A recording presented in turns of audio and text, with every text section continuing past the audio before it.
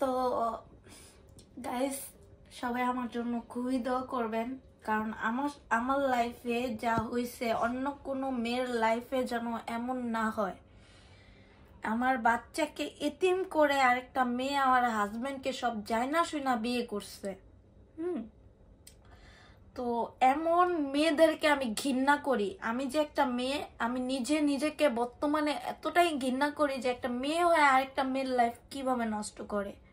হ্যাঁ, বাচ্চা আমি যেমনই হই না কেন, একটা বাচ্চাকে এতিম করা মানে আমি আমার বাচ্চাকে যে হ্যান্ডেল করতেছি আজকে 3 বছর ধরে, আমার যে কত কষ্ট করতে হইতেছে এটা একমাত্র শুধু আমি জানি।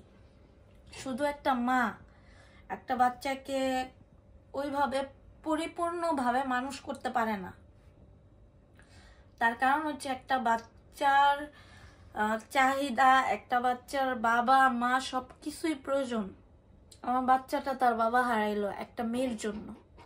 তো আমি এটাই দোয়া করি আমার মতো যেন কোনো মেয়ের লাইফটা এমনভাবে নষ্ট না হয় যে সন্তান এতিম হয়। একটা বাচ্চা এতিম হওয়া মানে জীবনে অনেক বড় একটা ধাক্কা খাওয়া, যেটা আমি আমার লাইফে ফেস করছি।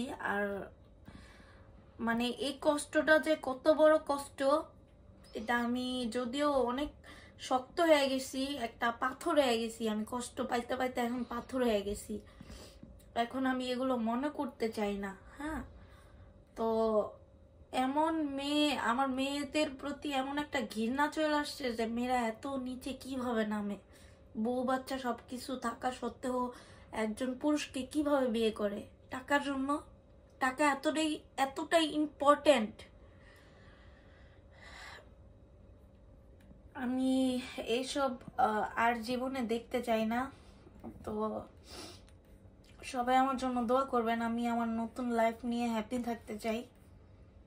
হ্যাপি থাকতে চাইলে কি হবো, আমার এইসব পুরাতন যেগুলা সিচুয়েশন, এগুলো আমার লাইফ থেকে যাইতেছে না। কারণ কোনো কাপুরুষকে যদি কেউ বিয়ে করে, সে ওয়াইফ থাকা সত্ত্বেও আবার এই পিছু টানগুলো থাইকা যায়, এগুলা নতুন ভাবে আবার আসে। সো কিছু বলার নাই, সবাই দোয়া করবেন। That's it. হয়তো বেবিকে নিয়ে আসতেছি, নতুন লাইফ শুরু করছি, একটা বিয়ে করছি, আমি হ্যাপি থাকি, এটাই। আর কিছু চাওয়ার নেই। ভালো থাকেন।